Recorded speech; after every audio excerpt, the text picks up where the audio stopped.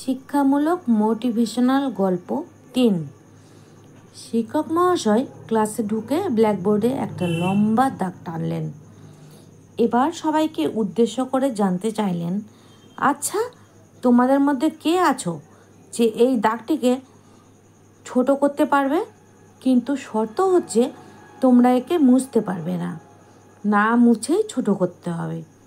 তারপর ছাত্ররা সবাই অপারগতা প্রকাশ করলো, কারণ মোছা ছাড়া দাগটিকে ছোট করার আর কোনো পদ্ধতি তাদের মাথায় আসছে না।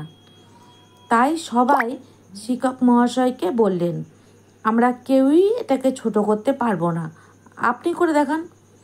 এবার শিক্ষক মহাশয় দাগটির নিচে আরেকটি দাগ টানলেন, যা আগেরটির চেয়ে একটু বড়। ব্যাস, আগের দাগটি মোছা ছাড়াই ছোট হয়ে গেল। সবাই শিক্ষক মহাশয়ের কাজকর্ম দেখে হতবাক হয়ে গেলেন। শিক্ষক ছাত্রছাত্রীদেরকে বললেন, তোমরা কিছু বুঝতে পারলে? কাউকে ছোট করতে বা হারাতে হলে তাকে স্পর্শ না করেও পারা যায়। নিজেকে বড় করো, গড়ে তোলো, তাহলে অন্যেরা সমালোচনা দুর্নাম করে তাকে ছোট করতে হবে না। তুমি বড় হলে এমনিতেই সে ছোট হয়ে যাবে।